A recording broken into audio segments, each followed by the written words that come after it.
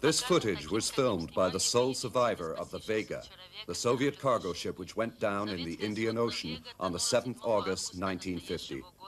To this day, the circumstances of this tragedy have never come to light, since no distress signal was ever picked up. Following the disaster, this passenger, whose identity we cannot reveal, filmed his daily log. The motor of his lifeboat has burned out and would appear to be completely unusable since the castaway is using his oars. First day, he shows us what provisions he has. We can see biscuits and his double water rations.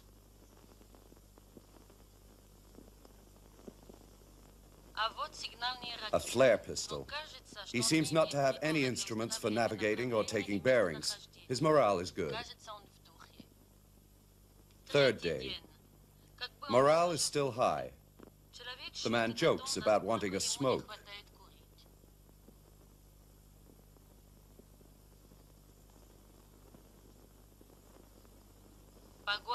A squall is coming up.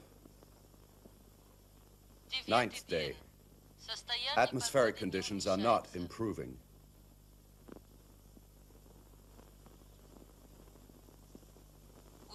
Fatigue is starting to set in. The man seems distressed.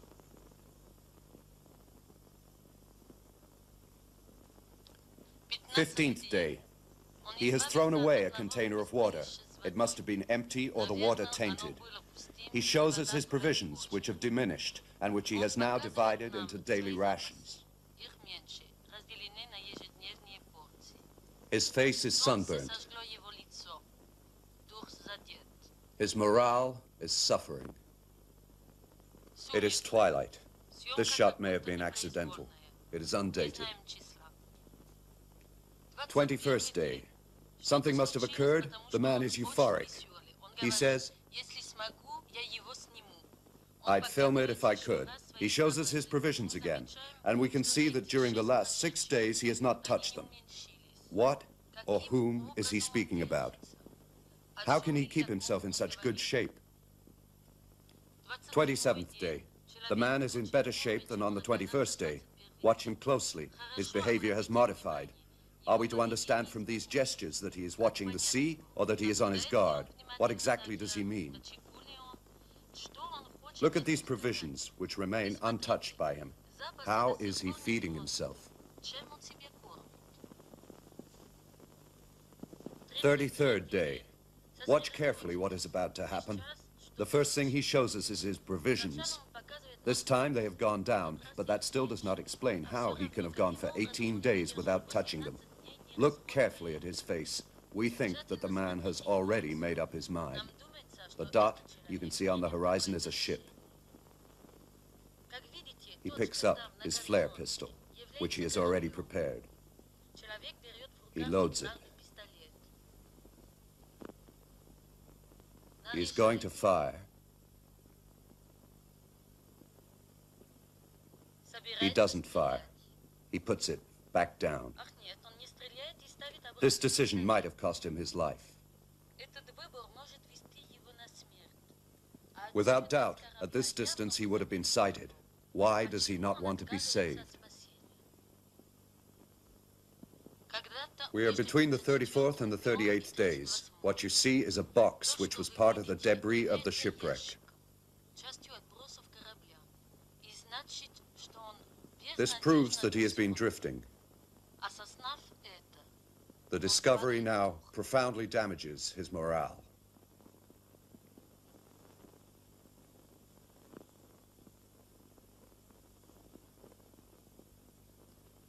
Thirty-ninth day.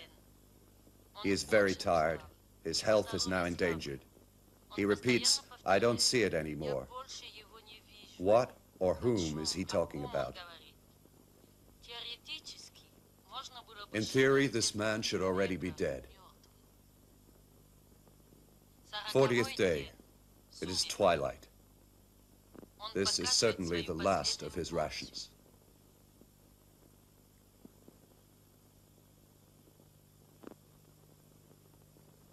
41st day.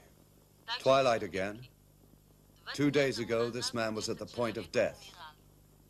Where is he finding the energy to keep his gestures steady? He has just thrown away his last water supplies. He now has nothing more to drink or eat.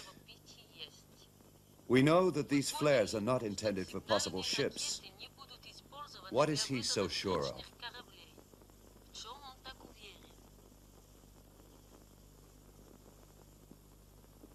42nd day. Twilight once more. We do not know why he is filming, but presume that he is on guard and is afraid of missing something. Pay close attention to what you're about to see. Everything takes place very quickly. Look, this is not a natural phenomenon. It is what he was waiting for. It is difficult to give an opinion about what we have just seen. For him, the voyage is over. He leaves a message. He seems strangely happy. We do not think that it is a question of suicide. He is resolute. This man has a rendezvous.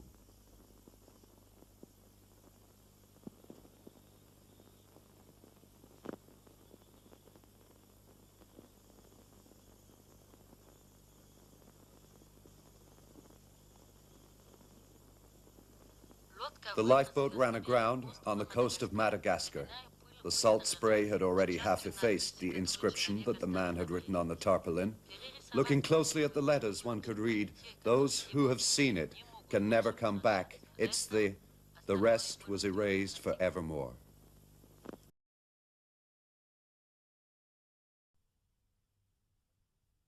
The 2nd of December, 1953. As arranged, Miguel has met me on the way out of the village. He has finally agreed to take me to the Nameless Ones. He doesn't want me to film. He has spoken at length to my car, telling it that we are to go on a long journey, but that it will not be going all the way with us, and it must forgive us. The 4th of December.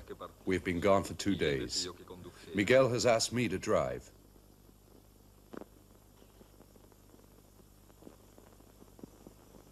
He has accepted the camera since my assuring him that this film would only be seen once one or the other of us was dead.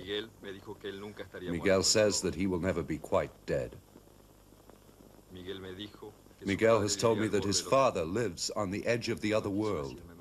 He would not tell me any more. 5th of December. We arrive at the house of Miguel's father. He tells me that his father was born soon after the beginning of the world and he is tired. He is never surprised by Miguel's visits because he dreams them 2 or 3 days before. Twilight, walking in the desert. The old man says, "A long time ago, here, there was a village, and then the Great War came. It wiped out all the roads, and the people got lost, and the desert swallowed the empty houses. The desert is always the strongest one." Miguel's father has told me that I am too delicate for the spirits of the desert, and I had better sleep in the car. I did just that. 6th of December. For more than an hour, Miguel's father has been consulting the desert. Around 10 a.m., the father has come over to talk to his son. He talks in a dialect that only Miguel can translate. If, on the 2nd day, we meet a lizard crossing the road from left to right, we have to follow that direction. If on the 3rd day, a bird circles us twice overhead, we must immediately sit down and defend ourselves. It means they are not yet ready. If, on the 4th night, an icy wind wakes you, it means they want to test you and have asked Death to fan you with his veil.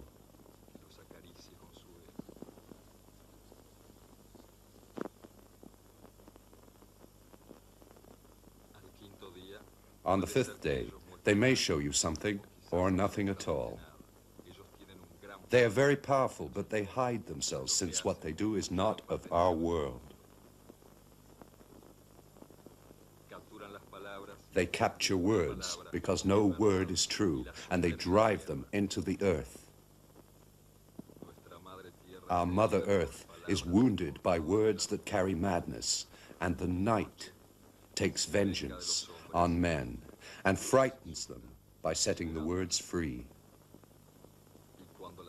And when the earth speaks to herself, I am terrified, and I hide away in my cabin.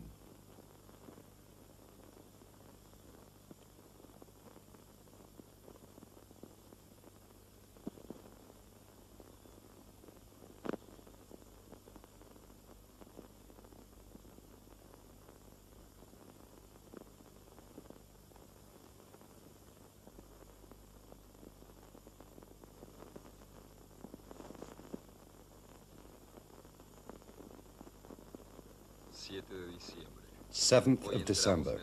Today we are entering the country where it rains stones. We must not speak all day.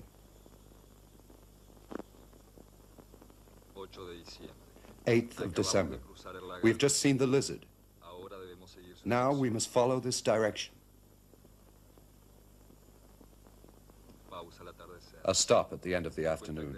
I can hardly believe we have to actually follow a lizard. Miguel tells me that it was nothing but a lizard.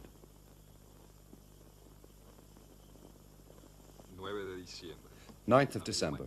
Mid-morning, a bird overhead. Miguel is scared of me filming it. He thinks it is dangerous. We stayed in the position Miguel's father had shown us for more than 3 hours.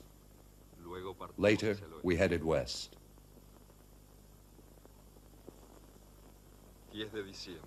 10th of December. On the other side, the land of the nameless ones begins. Miguel tells me that they can travel very quickly across this vast space, for sometimes they are really there, other times they are only dreams. He would not say any more. Miguel does not think we will have long to wait. I suddenly realize that everything has happened just as his father said it would. I am much more impressed than I let on.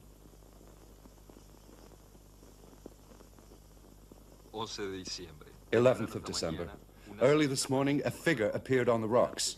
In front of my eyes, it headed for the rock face, only to reappear at the same instant 500 yards away. Miguel whispered to me that it moved with the dream.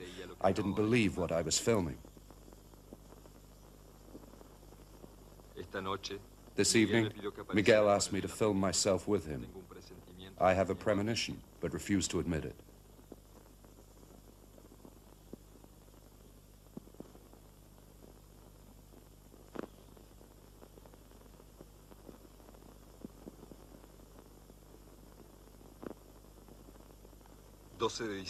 Twelfth of December.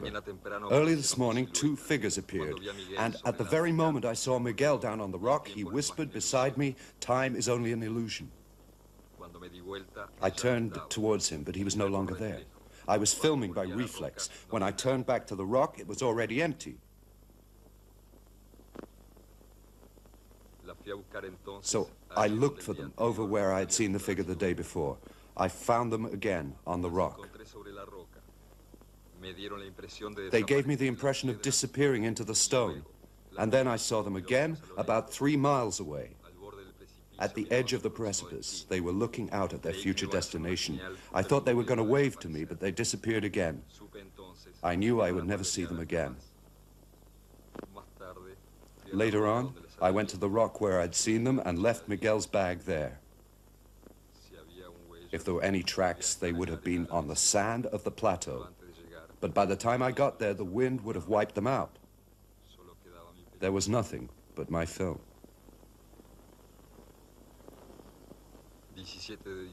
17th of December. I arrived at Miguel's father's. He was no longer there, and the desert was reclaiming the cabin. I tried not to show any surprise.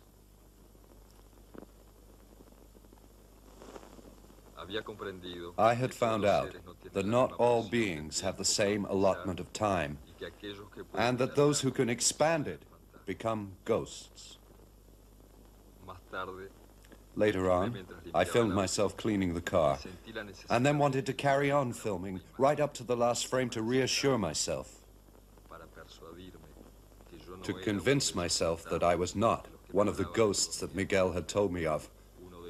One of those beings who return from the unknown to bring us messages that sometimes we do not understand.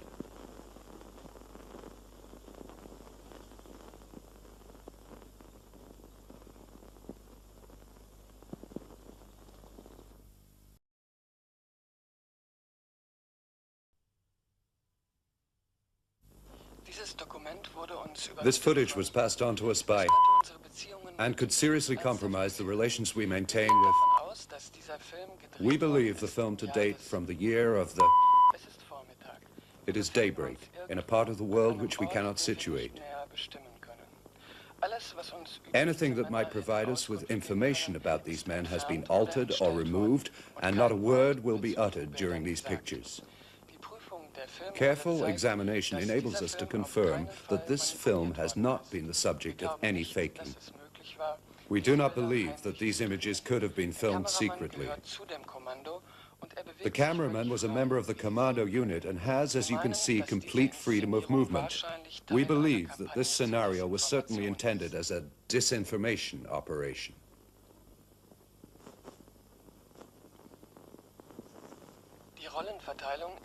The setup is relatively simple. These men are keeping watch on the sea. Two of them are divers. The man you see walking past is no doubt playing the role of the leader. Notice how we end up seeing his face. This is intentional. This man is completely unknown to us. Pay close attention now to what is about to happen. The spot in the middle of the picture is a man swimming. Where has he come from? Is it him that the group was watching out for? It would be tempting to think so were it not for the fact that the pictures which follow were no longer filmed secretly. We can hypothesize that the cameraman knew the reality of this mission from the way he stays on this diver. He must know that he is seeing this man for the last time. Watch him closely, for in a few seconds this man will disappear before our eyes.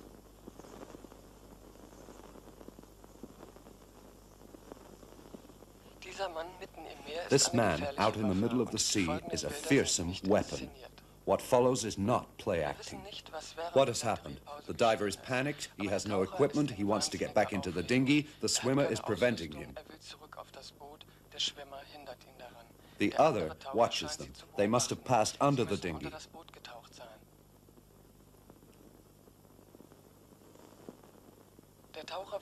The diver tries once again to climb aboard. Why is no one helping him? The swimmer intervenes. Notice, however, that he does not do it with excessive brutality, even though he certainly could. The other diver's gaze follows them. They must have disappeared very quickly, since it would seem that he has lost them.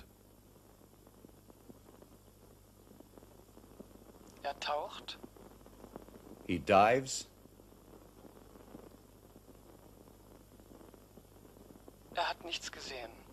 He hasn't found anything. Look, the cameraman has spotted them, at least 600 yards from the boat. How are they able to travel so quickly? There, he's still holding on to the diver. He is dragging him along. This man is fantastically strong. Watch now. He has just reappeared at least 400 yards from the boat. He is swimming with disconcerting ease. Right then, this man had decided to let us see only a tiny fraction of his potential. He dives again. We will not see him again. This has all taken place in real time, precisely 34 seconds. The other diver is flabbergasted by what he has just seen. He insists on searching the water, but he knows that he will see nothing there. The cameraman shows us that there is one person missing from these dinghies. That is the proof. 7 days later, the diver was washed up on a beach. He is now in a mental asylum. He is the only one who knows.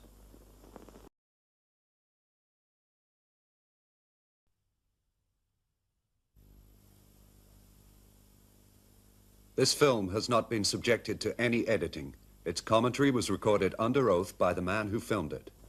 My name is Kevin Riley. My name is Kevin Riley. I'm 31 years old. On the 11th July 1970, my friends and I had decided to spend the night under the stars in the Rogzaka Zone region. This is Cindy, my fiancée. This is Cindy, my fiancée. We're married now. And there's Stephen Payne, my best And friend. Stephen Payne, my best friend, who was 29 at the time of these events. We'd studied architecture together. That's Karen, Stephen's wife. Karen, Stephen's wife. All four of us were childhood friends. We left Greenfield around We left Greenfields around 10 a.m. during the drive. Stephen told me In the car, Stephen told me he was happy to be making this journey east.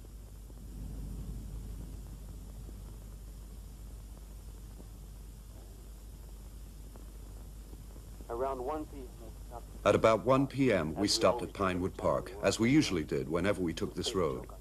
We'd prepared a joke to play on Cindy.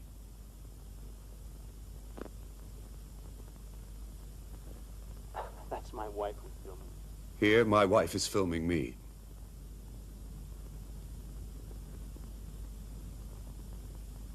Karen and Stefan were very much... Karen and Stephen were really in love with each other. We used to like teasing them.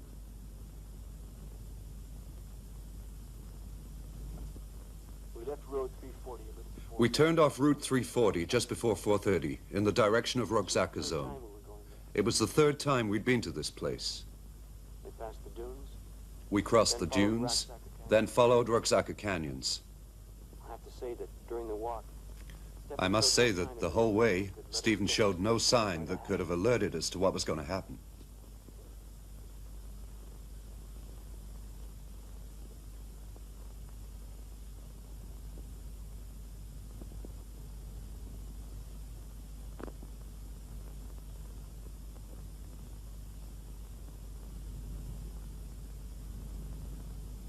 Around 6 p.m., Cindy and Karen were preparing... Around 6 p.m., Cindy and Karen were getting dinner ready.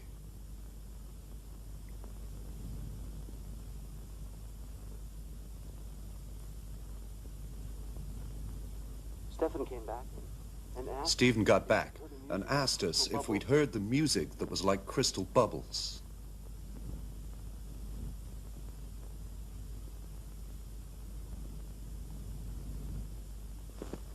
He showed us the direction. He pointed in this direction. Indians call this place... The Indians call this place the River of Stones that runs over the sleeping forest. We listened as hard as we could. We listened as hard as we could, but we couldn't hear anything but the desert. Stefan seemed disappointed. Stephen seemed upset and irritable. At this very moment, From that moment on, I had an intuition, a deep feeling that something was going to happen.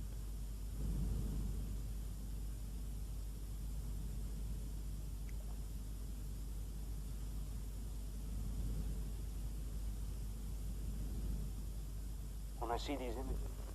When I see these pictures again, it feels like I'm showing you a It happened dream. after dinner. The shock came after dinner. Look closely at our dear friend Stephen, because it's the last time we saw him. Look at the way he persistently stares off in the same direction. Stephen stood up. We don't know what's happening. He doesn't respond to our shouts. And then he jumps. He's running, and then he jumps. There on the dunes, we had to And face it. right there on the dunes, we had to face the facts. Stephen had completely disappeared. His footsteps were the proof. Karen started screaming. She wanted to... Karen started screaming that she wanted to vanish as well and go with him. Cindy tried to calm her down. Cindy was trying to calm her down. I was so depressed. I was so blown away that I kept right on filming. And perhaps I did it because somehow I hoped this film would one day help us to understand how Stephen disappeared, what he'd heard, who had called him, and why this 11th of July he had leapt into the unknown at Roxaka Zone.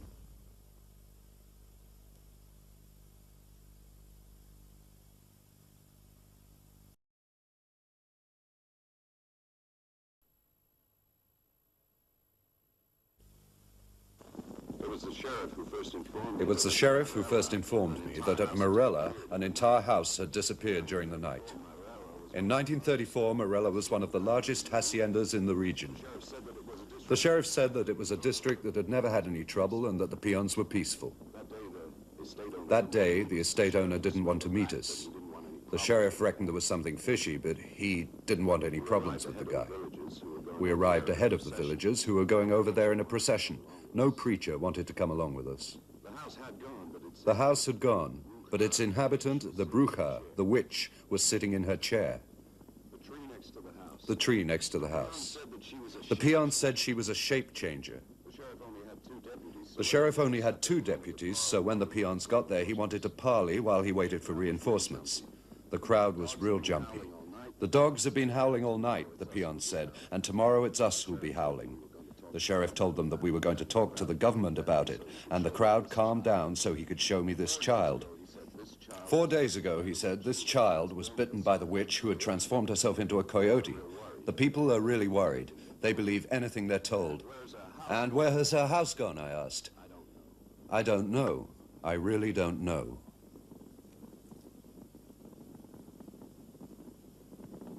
A little later, A little later, the crowd was up against the ropes and they were shouting that the witch had to be killed.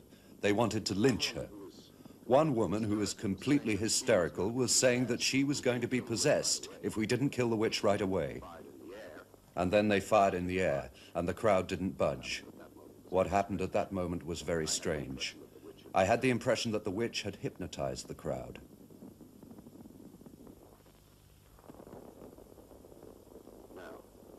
Now, watch what's going to happen. Watch the woman who's kneeling.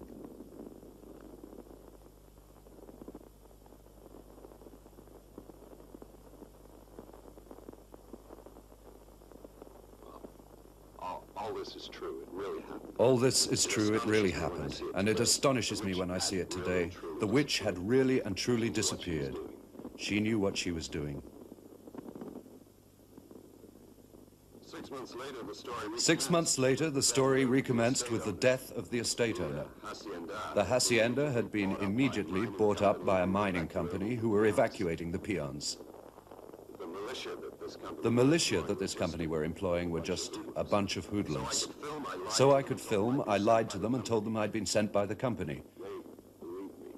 They believed me. The villagers were lost.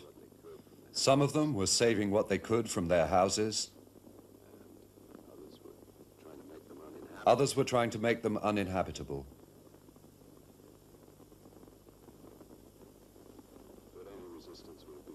But any resistance would have been illegal and a lost cause, and they knew it. This old man was saying a peon must resign himself to life, and that's what they did. Nobody mentioned the witch again to me, even if some of them believed she was directly responsible for their fate.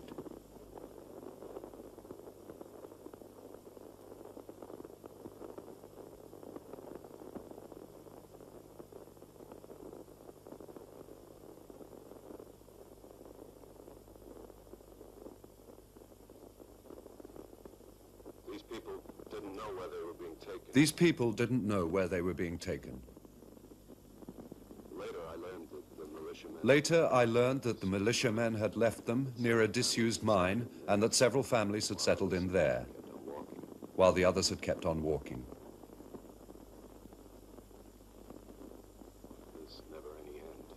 There's never any end to an exodus.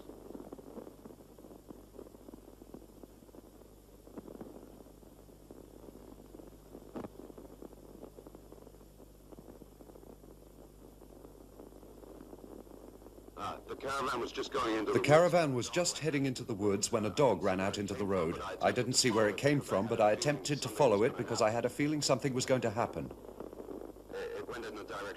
It went in the direction of the witch's house. And when I got there myself, the black figure had come back, and the dog had disappeared. I was very frightened. I didn't dare go any closer. I didn't want to know what was under the veil. I knew nobody would ever believe me.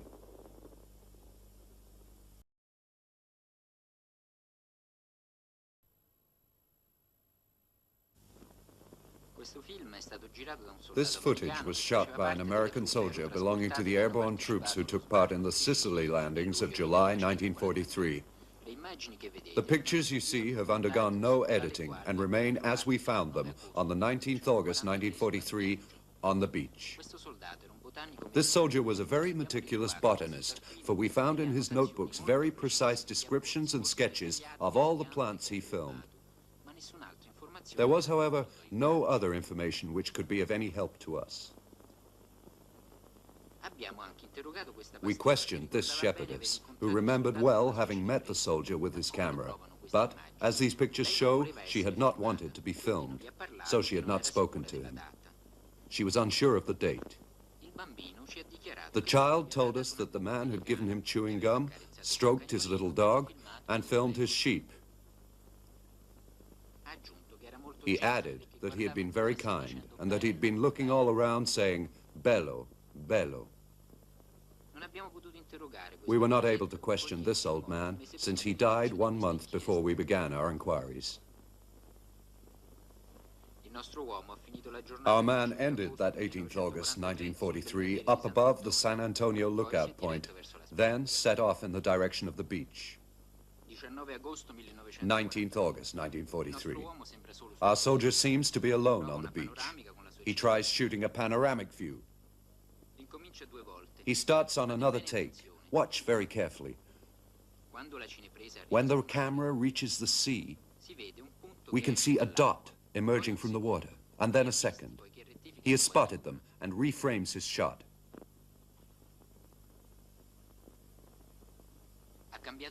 He has changed lenses. These are apparently just swimmers, but their behavior is strange. They have actually risen up from the bottom of the sea. The child is the first to spot him, the woman soon after. He goes to meet them. There has been, as you will see in a moment, contact between the soldier and these two beings because he now films from the shore. Look here at the proof that these are not simply swimmers, how they walk on the seabed and do not reappear.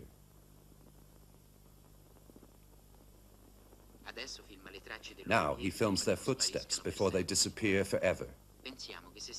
He is feeling the need to accumulate proof, in our opinion, because he himself is not sure of what he has just seen and heard. He goes into the water with his camera. Watch these images closely, because our man is right now making a terrible decision. He tries to show us the path they took. These pictures speak for themselves. The man wants to go with them, out there where, as he well knows, he will see and know no more. What did they speak to him of? Who are they? Unfortunately, we will never have an answer to these questions, for the notebook contains no information on these two persons. Was he intending to come back when he left his camera on the beach? Watch. What you are about to see is a true enigma. The soldier enters the water.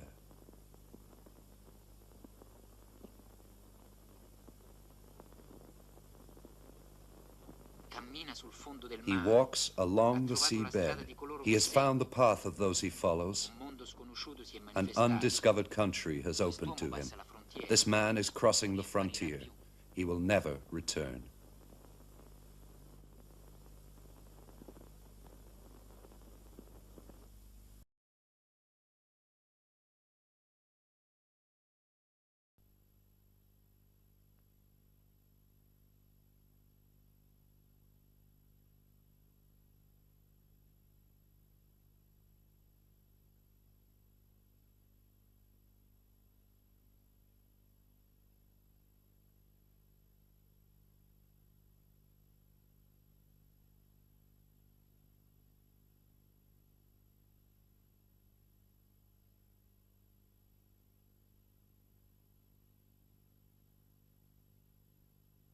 It is the 15th of April, 1990.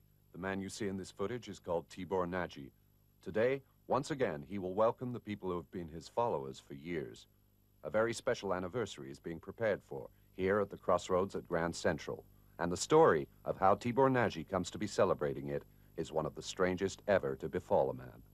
Tibor Nagy's real story started 36 years ago on the 15th of April, 1954, the day of his 40th birthday. Tibor, his wife Helene, and their daughter Esther, then 12 years old, set off in their car for Woolworth, where Helene's sister lives. There are two possible routes from Cape Town to Woolworth: Route 27, just open to traffic, and Route 4, the old road, now empty of heavy vehicles. It is here, 25 miles out, that the Nagy's whole life will reach a turning point. It was about 10:15, Tibor would later declare, when a huge shadow stopped right above us and brought the car to a standstill. Nothing would work. My wife screamed. My daughter started to cry. I told them not to be afraid. And then it seemed like night fell all round us. I don't know how much later, when I opened my eyes, we were all in the car, and the car was in a round white room which was vibrating gently. I got out of the car, and suddenly, right in front of me, I saw the moon coming at me. So I took out my camera, which I always take with me when we have little get-togethers, and I filmed. I was shaking with fear. Good God, was I frightened.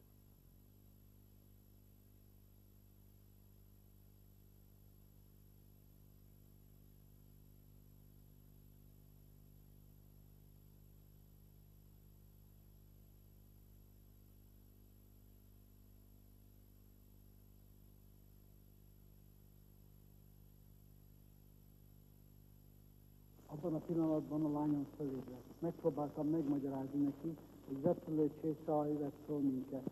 Ugyanekkor egy férfi lépett be a szobába. At the same moment, my daughter woke up, and I had to explain to her that I believe we have been picked up by a flying saucer. At the same second, a man stepped into the room. Man, what was he like? Ugyanúgy nézett ki, mint mi, kivéve sisak volt a fején. He seemed like us, but he was wearing a helmet on his head, and I couldn't see his face. He didn't say anything, but we understood that we needn't be afraid, and that I could film whatever I saw, but not the inside of the ship. I remember perfectly saying, "Yes, sir," and my daughter yelling, "We're higher than the moon." I watched and filmed. I filmed till I was out of film, and then I felt like we were falling.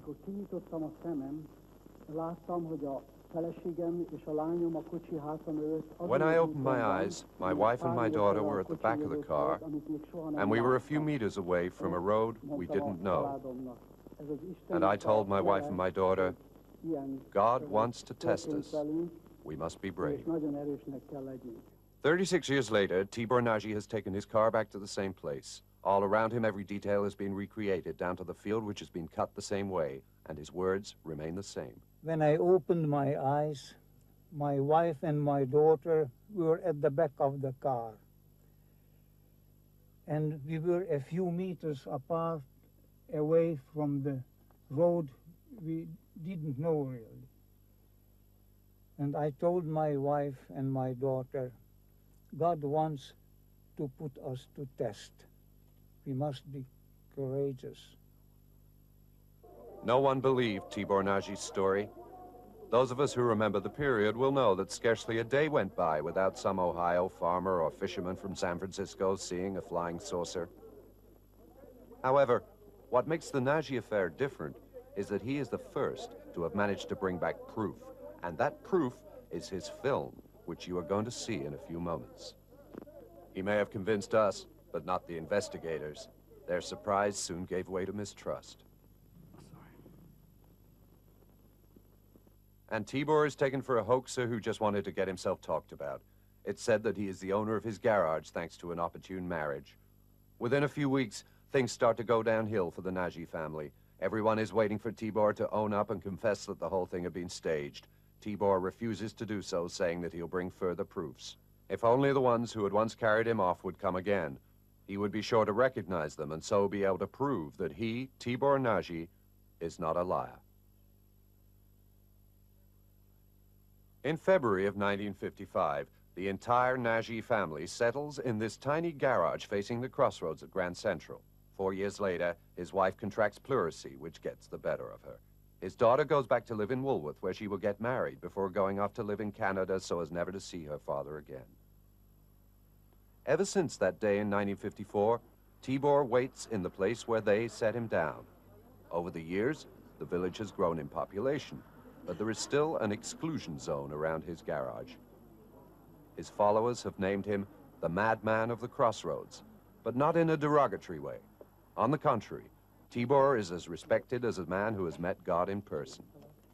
And it is as if one were setting foot in a shrine on that day when, in remembrance of all his trials, he shows his film.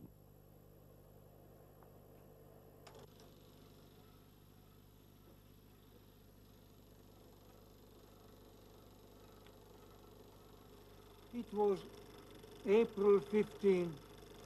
That day, Helen, my wife, and Esther, our daughter, and myself, we should have gone to visit Aunt Martha in Woolworth. That was my 40th birthday. And it became dark.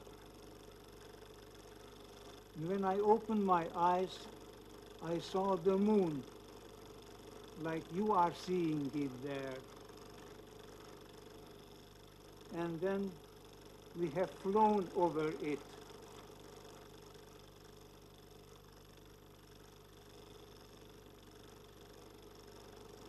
and I woke up. I thought being on earth, but I was in hell.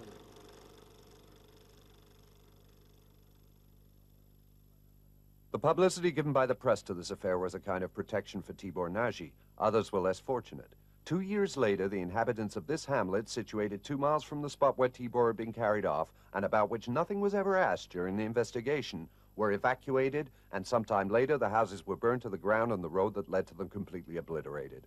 Why did they want so badly to wipe out all trace of the Nagy affair?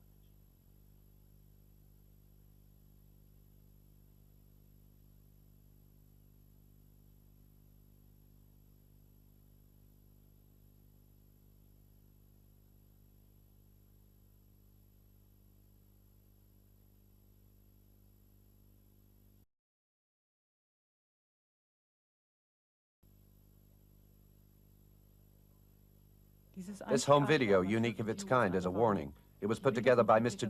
father of Peter and responsible for shooting the footage. Even as we tell you of it now, this story has only just reached its conclusion. As you are about to hear, Peter's father doesn't tell us everything, far from it, and a lot of things remain mysterious. Wherever possible, we have tried to cast some light on those shadowy areas. The 30th October 1979, my son and his mother leaving the hospital. Peter was born on the 14th October. The examinations were endless. I haven't found the matron. I'm convinced she lied to us.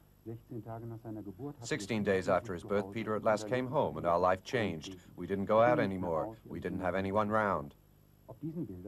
In these pictures, Peter is exactly a month old. Since we got back from hospital, we hadn't noticed anything out of the ordinary. His mother and I were happy and regaining our confidence. At 3 months, Peter was a very quiet child who smiled in his sleep, so we were sure that any danger was remote. Here, for reasons we don't know, the father's commentary ceases for several minutes. We'll get it back later. The images which follow perhaps explain this silence. It seems it all started towards the 6th month. Watch carefully. The mother is playing with Peter. While his mother's attention is elsewhere, the child looks up at his toy and the toy rises. It was the father who slowed down these images himself by way of silent commentary on this thing they'd been dreading all along. It is now the 14th of October 1980. What has happened over the last 6 months, we shall never know. The parents enter the room and find the curtains of the bed, as you can see, in disorder. These knots, which the father comes back onto, prove it could not have been merely a breeze or the curtains coming unhooked while the child was asleep, but that it was the child himself who exercised his willpower on them. And if any more proof was needed, the child provided it the very next day, the 15th of October, when once again they found the curtains, this time in an improbable and, it must be said, rather disturbing position, and the parents do not hide their emotion. But how can they have let him do it? It's unlikely that they would not have kept an eye on the child alerted by the events of the day before. But those images we will never see, since they doubtless confirm to the parents that Peter would never be like other children. Here, our little boy is 18 months old. He has been under the doctors for 6 months. We are told that it will all pass given time, and that we should carry on as if nothing was happening. It's true that at first Peter only used his power on insignificant things, but despite all our efforts, we had trouble coming to terms with the extraordinary. And as time passed, what happened was the exact opposite of what they had predicted to us, as we finally understood on Christmas Day, when Peter, who was 3½, started to truly master his power. As you will see, twice he managed to unhook the balls from the tree, just one at first, but then he was so proud of what he'd done that he kept 3 of them up above his head with an ease that was entirely new. This was the first time he managed to displace several objects at the same time. During these moments, Peter was so happy that we were quite disarmed. It was my parents who advised me to do laboratory experiments. I'll remember this day all my life. Peter was in an isolation chamber, and a man was asking him to make the foam rubber ball in front of him move. Peter couldn't do it and seemed completely lost. We couldn't speak to him. So what was he thinking of? Did he think we'd leave him there? Was he afraid of something? We never spoke roughly to him. Did he feel threatened by this doctor, who kept giving him orders? Did the man use a gesture or expression that Peter could have misinterpreted? We have asked ourselves these questions, and many others, over and over again, trying to find an explanation for what happened. Peter tried to explain that he couldn't do anything with the ball, so the doctor asked him to concentrate on him and to look into his eyes. Peter complied, and a few seconds later the doctor staggered out of the room and said to us, "I pity you, he's a monster." Ever since that day, we've kept Peter completely isolated, fearing that he might turn into a fairground attraction. Sensing what he was capable of, we saw nobody anymore. We lived with his power like a handicap that had to be completely hidden. We were helpless, we didn't know what to do. But these little family moments remind me how happy the three of us were. We were living a sort of secret life, completely turned in on ourselves, and I don't think we ever realized just how used to it Peter had become. He didn't mind at all spending his days in the garden with no one for company except his parents and the dog he was so intensely attached to. Here, the father's commentary stops once again. The rest is written in haste, but from what we have heard, we can have an idea of the final drama. Look carefully at this photo, which brings together everyone. We have good reason to believe it was taken on the eve of the terrible events. Who would think from these smiling faces that in a matter of a few hours this family will be doubly hit? Our inquiry has established that the next day they were all to go to home of the school, specializing in children who, like Peter, show the particularities that you now know about. The first words scribbled by the father are, "I told him that we wouldn't be able to take the dog." Peter's reaction is not slow in coming. It is every bit as intense and final as the love he had for the animal. He couldn't take the idea of being separated, continues the father, and there was nothing we could do to calm him down. What Peter is capable of is terrifying. What happened a bit later when his mother attempted to reason with him, I was not able to film. What happened was an accident. I am leaving this cassette behind as testimony. Don't anybody try to find us. It's not his fault. I love my son. This story reached its denouement less than a year ago. After the events you have just seen, Mr. fled with Peter into a mountainous region. They would hide there for 7 years. During the winter of 1990, Mr. fell gravely ill. Peter, who was just 11 years old, decided to go down to the valley. He managed to cross the snowed-in hills and thus save the life of his father. Today, Peter has lost none of his powers and is cared for in a specialist institute.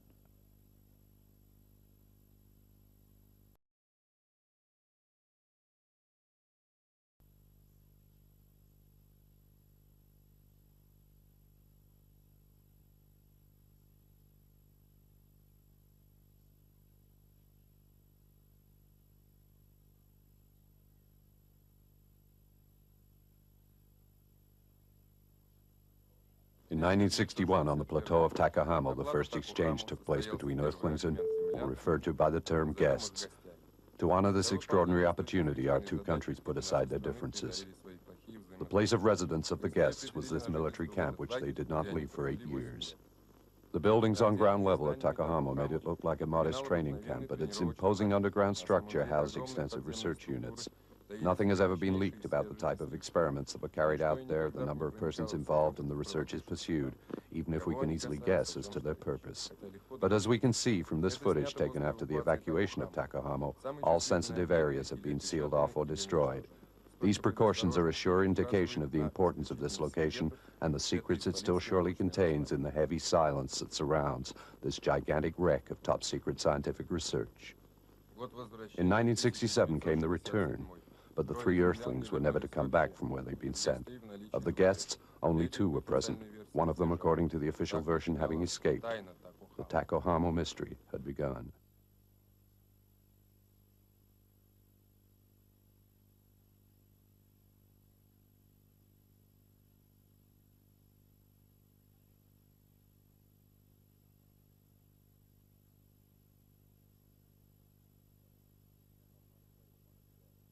Ten months later, one of the guests, answering to the code name Alson 2, was found in a district of... On one of the tapes recently released by the International Commission on... You can hear this recording by Agent reporting on these images, the only ones we possess of this surveillance. Alson 2 as a subject kept very precise and regular hours. He only appeared at the window at the close of day. He was always dressed to go out and gave the impression he was watching for a signal or waiting for someone. During the 2 months of this surveillance, Olsen 2 was completely alone. He never replied to the telephone, despite our frequent calls, and only went out 2 times a week. He always bought the same things. I don't know where his money came from. The footage from when Olsen went out has been destroyed at the request of... One day, Olsen 2 got onto it. I think he may well have known of our existence for a long time, since from the day he went into this house, he never switched the light on. One day, Olsen 2 actually manages to slip this close surveillance and disappears again. Has he really escaped, or is this a transfer disguised as an escape? We shall never know.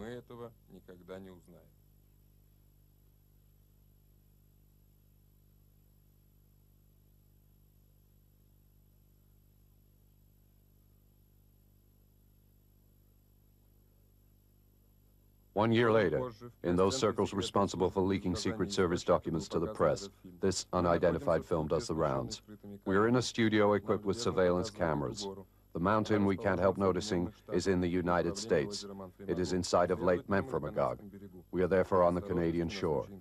A precaution in case of incident. This footage was taken on the 17th July 1969. It shows us an individual who resembles the man we saw in the house.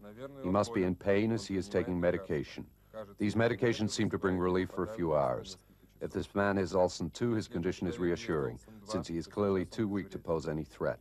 Any danger, if there were any, is thus remote. But it becomes apparent with the first pictures that what we are being shown is the interior of the house, which remained unseen by us in the surveillance tape, whose authenticity cannot be doubted. This permits us to hypothesize that this film is a fake, since it insists on showing us something which we have never seen and which has no point of reference. These pictures are from the 18th July 1969. Remember this date because the choice of it is already a start to resolving the mystery of Takohama. This footage was doubtless destined for the entirely respectable archives which wrapped up the experiments at the base. But who really is this man was shown? Was he already sick? Did he know what was going to happen to him? In these pictures he is surely being spoken to. If not, why the loudspeaker? Why don't we hear the sound? What is really being said to him? He seems to be totally lacking in any reaction. What orders are being given to him? It is the 19th of July, 1969. Look, at the right-hand corner of the bed, his box of medications has disappeared. Were these medicines or antidotes? Is this the reality of the fate he so anxiously awaits? It seems he has just found out the answer. Watch carefully what is about to happen. In a few moments, this supposed Olsen 2 will achieve his destiny, but we are sure that his fate was decided a long time ago. Had he been conditioned? What choice did he really have? We are to be spared no unpleasantness, for it is more important now than ever that this man die today, and that his death not be in doubt for one moment. These images are a message to the whole of humanity. Olsen 2 died on the 19th of July, 1969. The next day, the 20th of July, 1969, Neil Armstrong set foot on the moon. The Takohama mystery deepened a little more.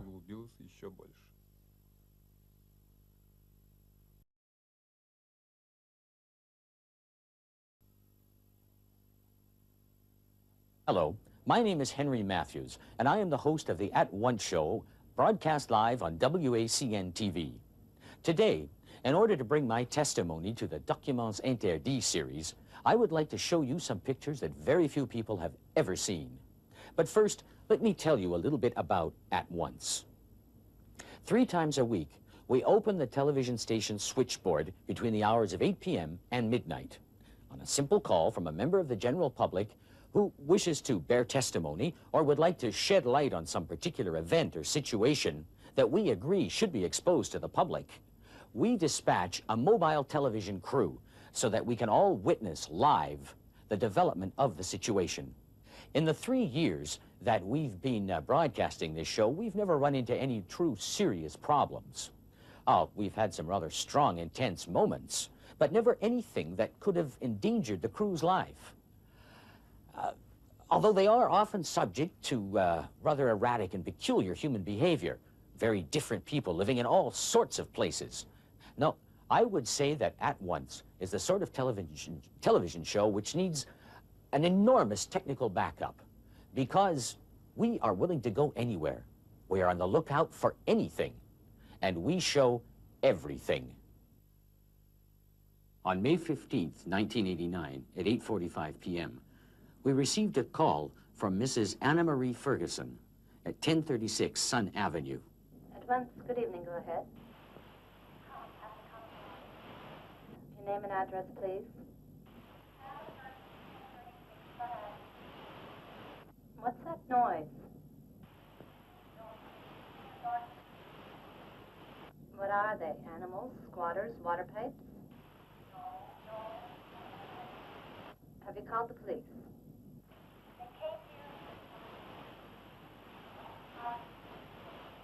Do you feel you're in danger? Okay, Mrs. Ferguson. They're in your house, they're noisy. You don't know what they are, and the police have found nothing. Hello? Hello?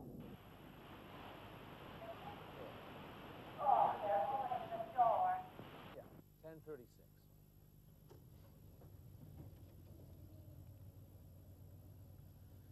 Well, it looks pretty deserted, if you ask me.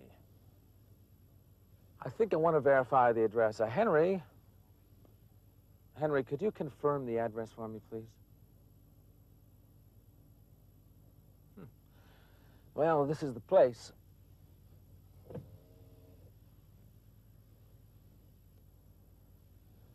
I don't see an intercom, so what I think we're going to do is just continue along up the driveway till we get to the house, and I'm sure that we'll find Mrs. Ferguson there. She's probably seen us arrive on the television set, and she should be waiting for us at the front door.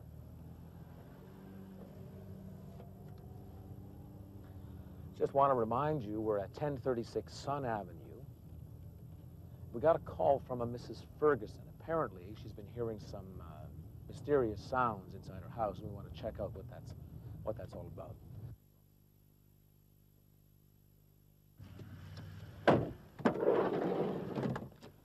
Mrs. Ferguson? Mrs. Ferguson? It's the At Once crew. We're here. No answer.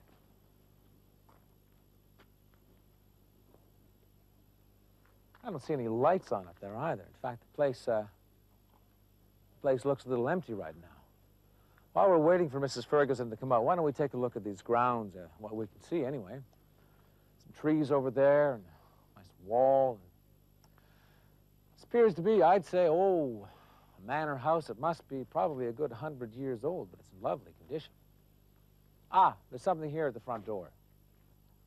Mrs. Ferguson. Mrs. Ferguson, it's the At Once crew. Come on out and meet us. We'd love to see you. Maybe she's a little bit shy, huh? Well, that's okay. Maybe she'd like to remain anonymous.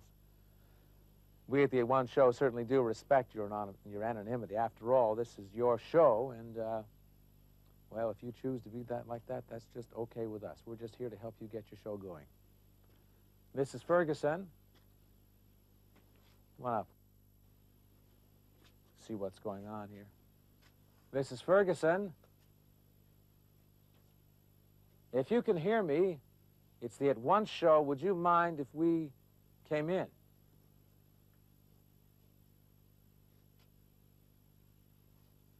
That's pretty strange.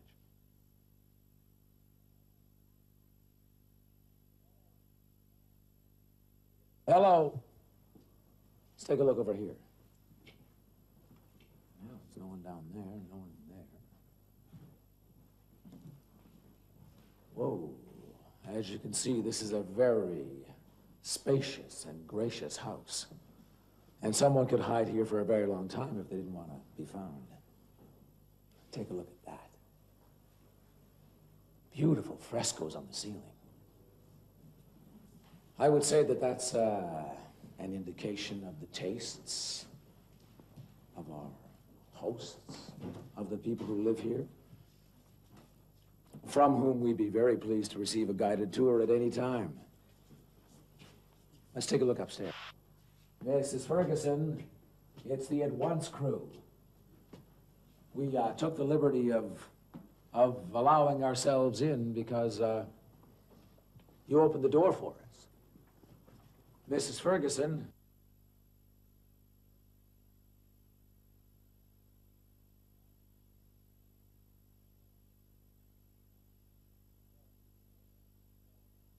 Well, here we are in a small lounge, which is right next door to a much larger lounge. And as I get to take a look around here, I see that it's absolutely filled with pieces of art of all shapes and sizes and descriptions. Obviously, this is the home of a great collector. But we still haven't seen Mrs. Ferguson, nor has she given us any indication of where she is. Henry, can you hear me? Because I certainly cannot hear you. I've got to tell you something. As you might be able to see, our light has gotten quite a bit dimmer. And we lost contact. I don't know if it was that we were cut off or just what happened, but it was very strange. I don't know, did you receive me?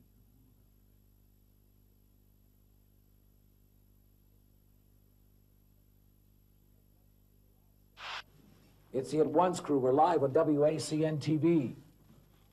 Mrs. Ferguson.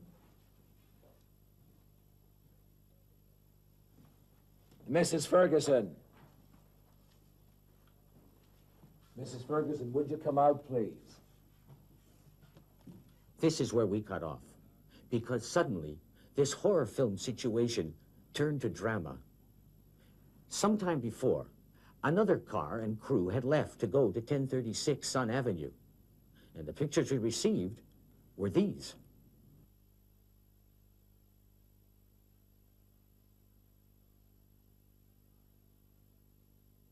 The car was the undeniable proof that it was the same place, 1036 Sun Avenue. Now, watch carefully the pictures that follow.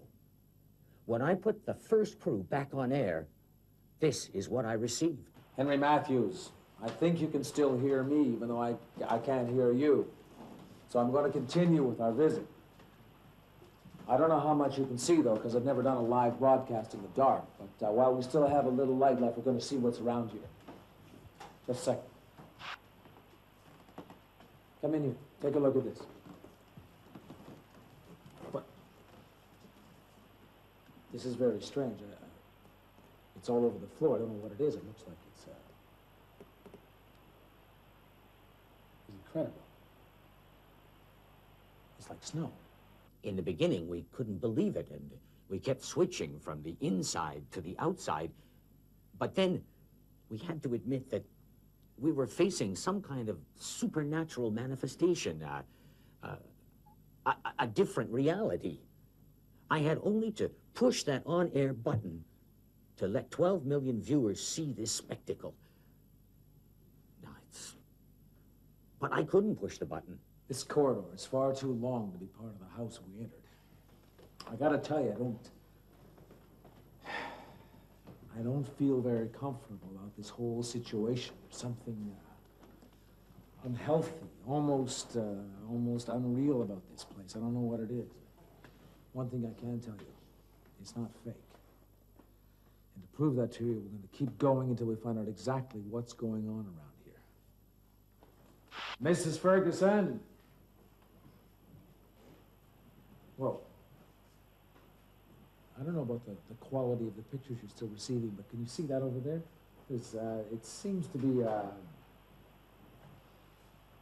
almost human-like shape on top of what seems to be a sofa. Let's go a little bit closer, take a look. Now, if you're feeling a little sensitive, maybe you just better back away from the TV screen. Mrs. Ferguson?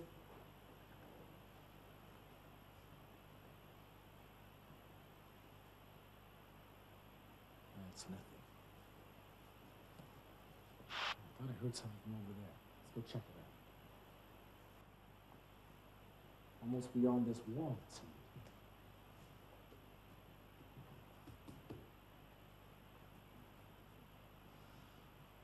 What is this? This house is in total decomposition. Can you see that? Beginning to wonder if we still have a ceiling over our heads. Mrs. Ferguson! I would like you to stay watching this picture, as we did. Powerless, eaten by anxiety, not knowing what to do. We made inquiries. So did the police. We searched the place from top to bottom, in vain. All that was left to us was that telephone conversation recorded at the switchboard at 8:45. But there again, another great surprise awaited us. We had it analyzed to the extent of rooting out the words that were hidden underneath all that crackling. You'll remember that the connection was very poor, that the voice seemed very distant. And indeed it was. That conversation dated back to the 1930s when Anna Mae Ferguson lived in that house. In those days, the region was developing so rapidly that the city development couldn't keep up with it, namely the sewers. And so they had a lot of rat problems for a couple of years. And Mrs. Ferguson was, in fact, calling the exterminators. Well, you can imagine the interference on the line.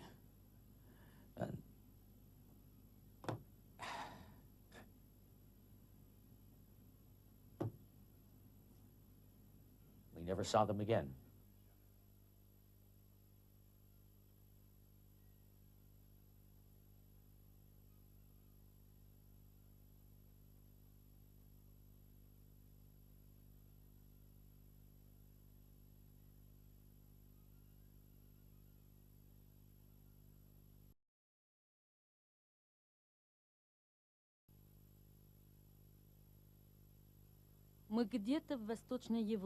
We are somewhere in Eastern Europe, a Western commentator would say, delighted to have fallen on a scoop.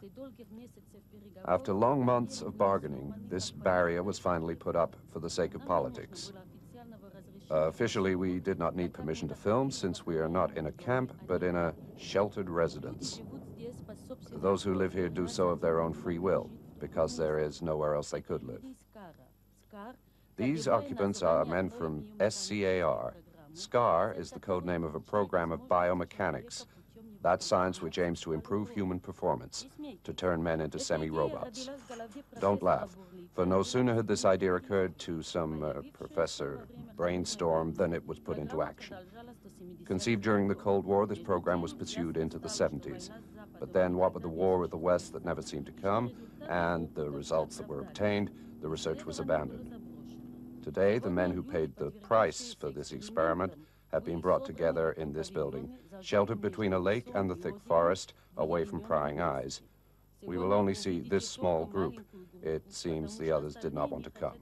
But they can easily be heard in the testimony which follows. Go on, speak for us. Yes, Peter, speak to her for us. Hello, Pyotr. Thank you for talking to us. We don't trust those cameras of yours. They see us as circus animals. We'll show you everything we film, and you can tell us if you like it or not. Fine, like that, it's all right. Pyotr, tell us what happened to you and how you come to be here. About 30 years ago, I was working in a sawmill. One day, my right hand and arm were torn off. While I was still in hospital, they came to see me. When they saw me, they said to me, "Look, your hand is done for. No ordinary doctor can do anything for it, but we can help you." They could propose to me an experiment to get my arm better. But for this, they had to send me to the center. That's where they have all their facilities. Since I had no wife or children, I thought it over and in the end said yes. There, look what they did to me. They call that an arm. It's true I can carry 950 kilos and press up to 1.5 tons per square centimeter. But the thing is, it's all homegrown technology, and it works like everything else here. You know what I mean. Here's where I live. All those dents, I did them with my elbow. My arm starts off by itself, suddenly, all over the place, and I break everything. Those lumps, too, it was me that did them. It was me that dented it. My arm went off like a spring. Everyone laughs at the noise it makes. And there's my reinforced bed, and the walls are reinforced like the door.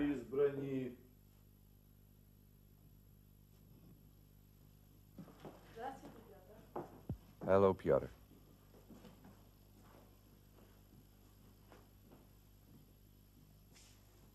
Smile, you're on TV. And that's what things have come to. I wanted to open the window and my hand got stuck. That's the story of my life. A simple gesture, a tiny gesture, and it's catastrophe. Let's try it like this. No, that won't work. It's too small. No, that's no good. It's no good. Let's try something else. Go on, try it.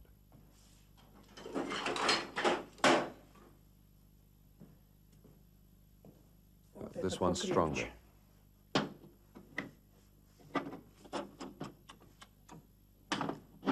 No, it won't work. Let's try again. I'll be back in a minute. All right. Life stinks. Life stinks. My grandmother was right. Life stinks. Ilyush! Ilyush! Where's he gone? I'm glad to see you guys. It'll be drinks all round. Well, all friends stuck, are we? Yeah, the bastard's stuck. Come on, let's try. All together now. Careful, it's a hand. One more time. We should try the blow lamp. Don't worry. Careful, it's a hand, you know. One more time, give it a try. There, that's it, push.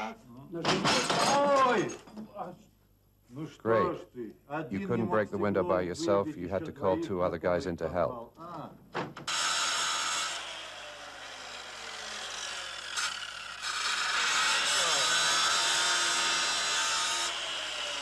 Stop, stop.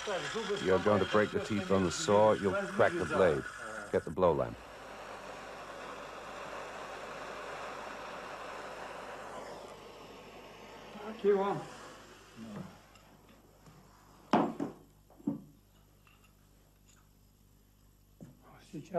Keep still. Again.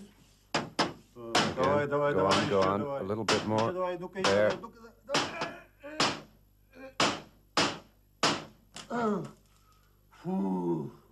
What a job. This man's an expert. The next time you want to open a door, use your feet. I'll do my best. Let's go to the hospital.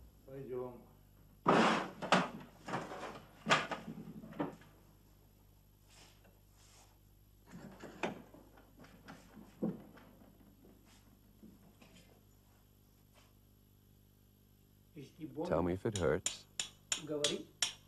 Don't worry, I know you've got golden hands. Go right ahead.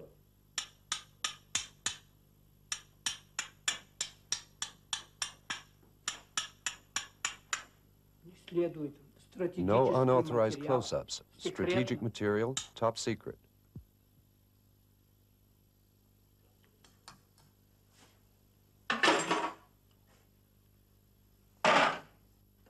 It's rusty. Here, here, and there. We'll have to soak it in oil. And have you got any oil? How do we do it? We'll manage. We Russians are incredible. We can get out of anything. Some lard.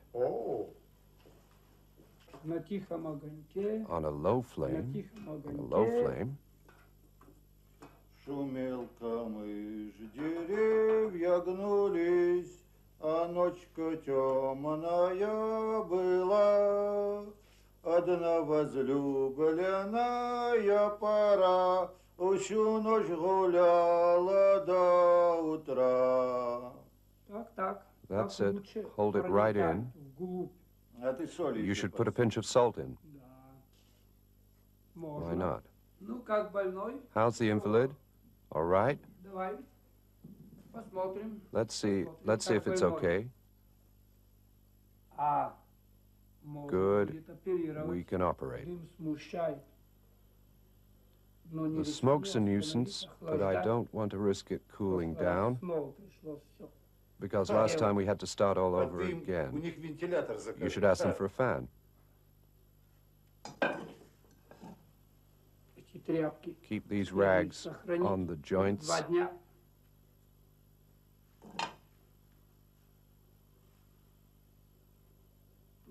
And we'll have to see you again. There are 823 like him in the camp. Officially, the SCA are camps throughout the territory number 15. That makes almost 12,500 forgotten by the Cold War.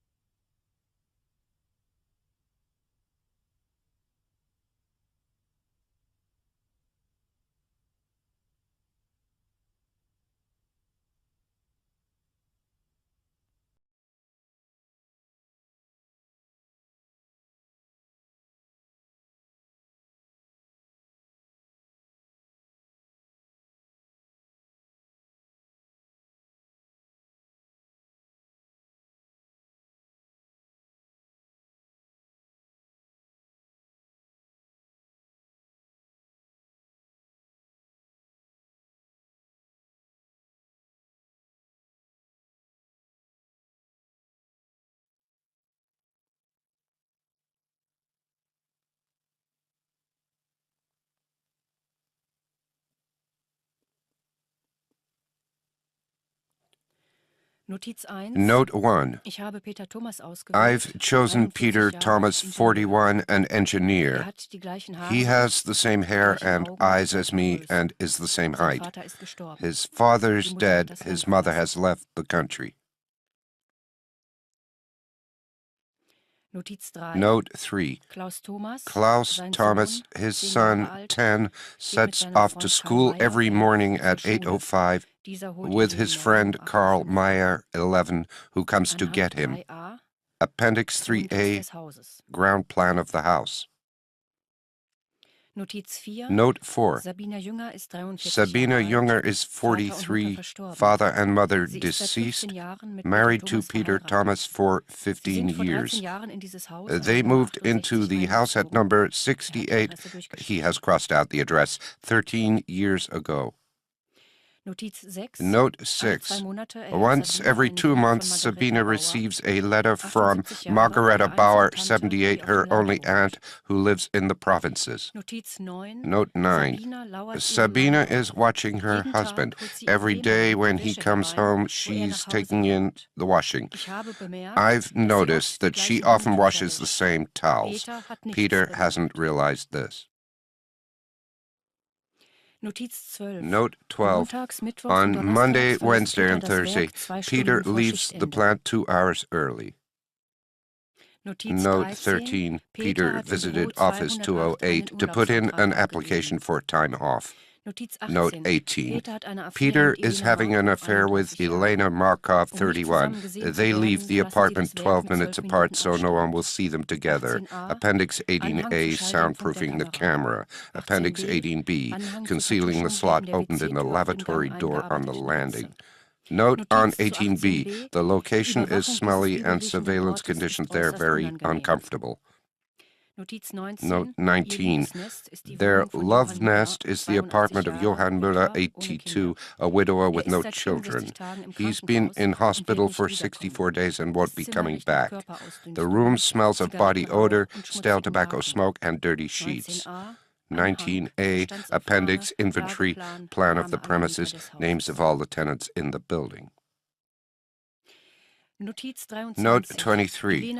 Elena has been working as a cleaner at the theater. The name's been crossed out. Her colleagues say she got the job by sleeping with Marcus Hopfner. He's crossed out the rest. She's often late for work and doesn't have many friends there. Appendix 23A, names and addresses of all the theater staff. Note 25. Peter buys her nail varnish and she wears it on her fingers and toenails. Elena is friendly with Helena Schmidt, 63, who covers for her whenever she's away. In return, Elena gives her lipstick. Note 28. Elena is known as Elena Mikulich in her building. She lives with her mother, Anna Maria Mikulich, 65, a widow and alcoholic. Appendix 28A, list of tenants in the building.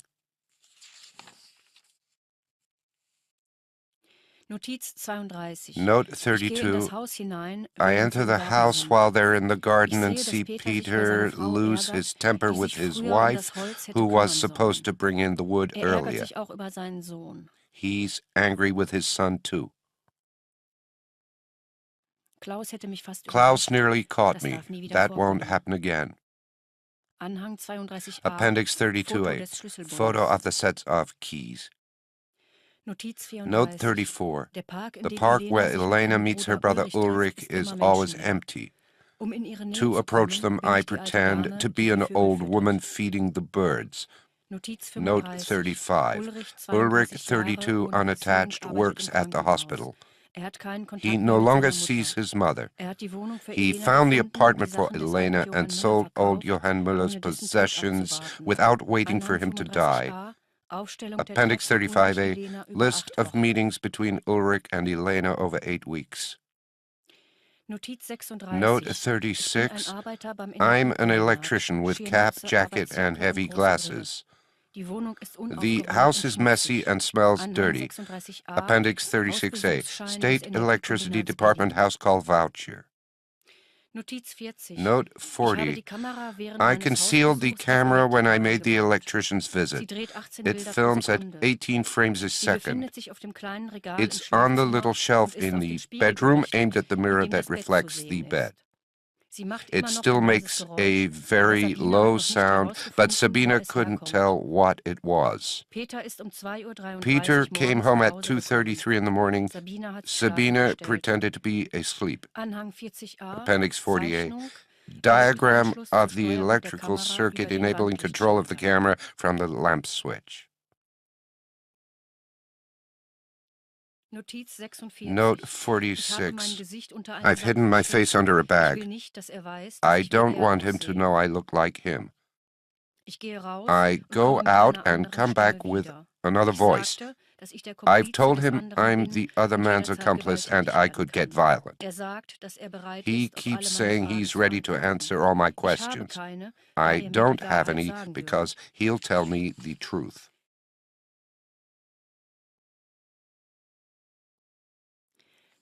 Note 48, 1738. I've already done this. There's nothing more exciting than this, going home for the first time. They'll listen to me, love me, see me.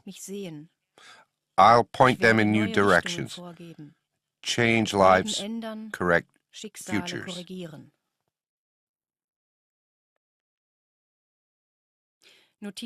Note 53. On Monday, Wednesday, and Thursday, I reload the camera before Elena comes. She's been working, so she smells of perspiration, and her odor lingers in the apartment.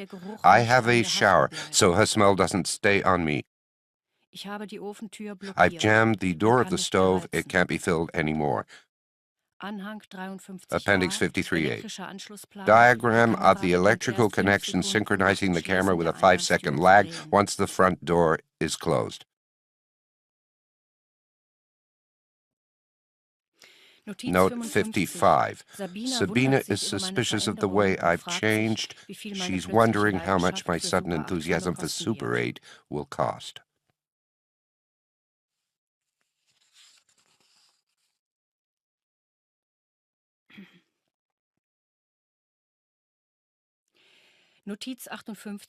Note 58. I haven't been in touch with Elena since I've been the other Peter.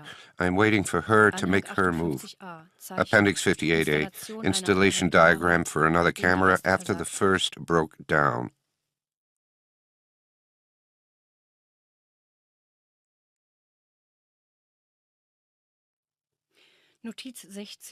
Note 60. My new family are used to my new toy. They barely notice the camera. Klaus loves his daddy again.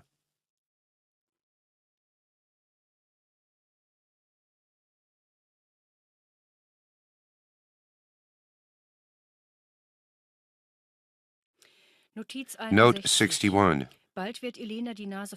Elena will soon get tired of waiting.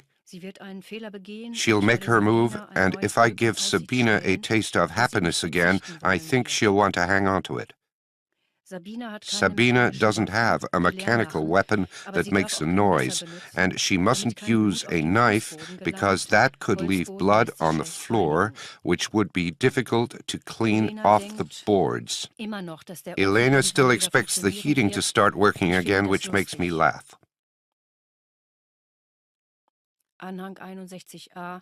Appendix 61A. Reinstallation of the camera in the stove behind the perforated plate.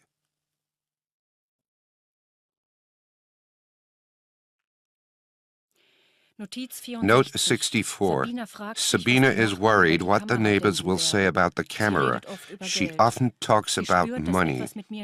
She senses there's something about me but doesn't know what. It worries her. I like to see that uncertainty on her face. It means I have to be very attentive, and the more attentive I am, the closer Sabina and Peter are again. Note 65.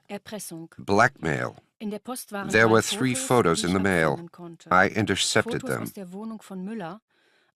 They were taken in the Muller apartment by the camera fitted with a timer still on the stove. Note 71. Elena told him he's not the same. Ulrich asked her if she wanted him to do something. Elena said nothing. It's up to him. Appendix 71A. The camera didn't run smoothly with the cold. Check the muff.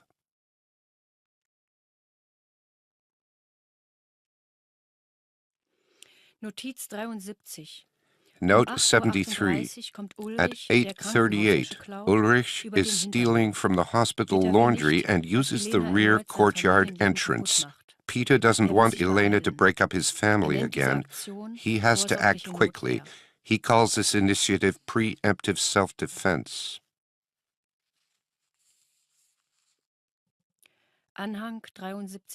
Appendix 73A.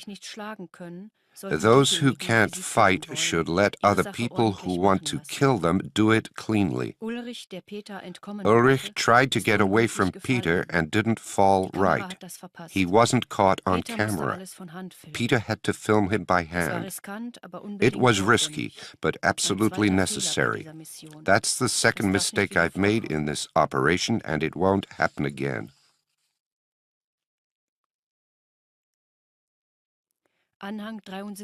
Appendix 73B.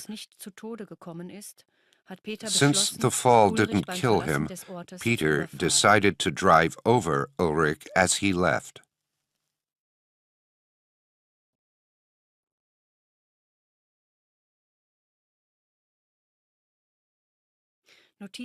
Note 75.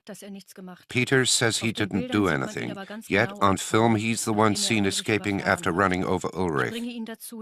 I'm making him do things he'd never have done. He realizes that his former life was hollow and he's unhappy. Appendix 75A. Peter pissed himself. I don't like cleaning up, but the smell's bothering me a bit. Note 79. I showed Sabina a film of Sabina, and she told me off for wasting money. I came out with a grand phrase. When I film you, I learn how to see you. Sabina didn't like that, but she finally let me get closer, and I read the look in her eyes as an encouragement to take things further. Note 80. Adjustment and installation of a totally silent camera, fitted on a little shelf. No more need for the mirror. Note 80A. I changed the bulb of the other lamp. Tonight, I'll be a completely married man, but I'm still going to keep my pajama jacket on. Appendix 80B. Notes on camouflaging the camera and a new diagram of the electrical system linking it to the lamp switch. Note 84. When I show Peter snatches of Peter's life, he just won't see how lucky he is to be able to fix it. Although I've sorted everything out now, he doesn't like seeing his wife happy with him. I deal with his stubble so he doesn't change. Note 88. I've written a letter to Sabina and copied Elena's signature. Elena will keep quiet if she agrees to a divorce. I've enclosed the photos and a document proving Peter embezzled money from work to pay for their car. I've also sent the key to the love nest and the time of the meeting. Appendix 88A, accounts voucher from the plant. Note 92. Sabina could go to prison with Peter. She could also lose her son and house. I can see her anxiety. I like her silence. Note 98. I waited for Sabina. She came well before the time planned for the meeting, and the neighbor nearly saw her.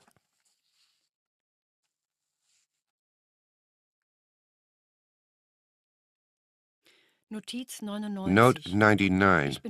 I'm pleased the lock switch worked properly this time. That sort of little device is always very fragile. I listened at the door. They both realized they shouldn't make a noise the neighbors would hear. I knew Sabina would be stronger. She's a silent woman like me.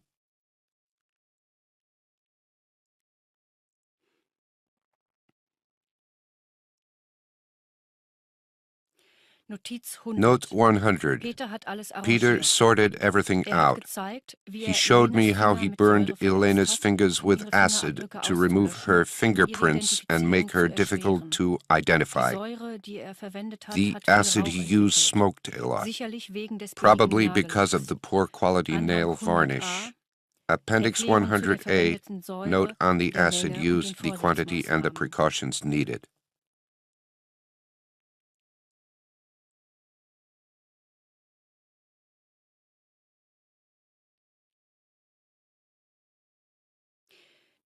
Note 102. To make Elena's body impossible to identify, Peter cut her head off. He had to wait to remove the body. He rolled it up in a plastic sheet and slid it under the bed like dust under a carpet. Peter dismantled the little contact device in the door, filled the screw holes, and concealed them with a drop of paint.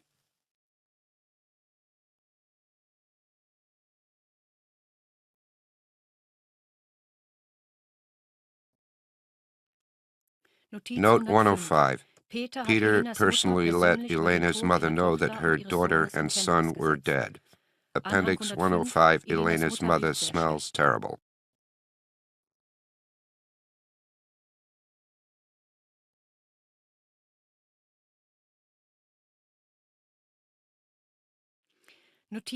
Note 107. Sabina is wearing the pretty dress I bought her. She's a very good liar.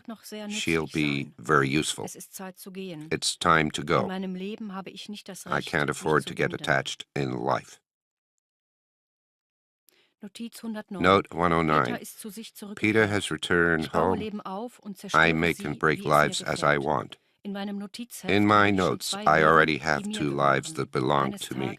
One day, he has crossed the rest out. Note 1. Second assignment. I'm the night watchman. I have access to all the offices at night. Appendix 1A, names and addresses of all the bank staff.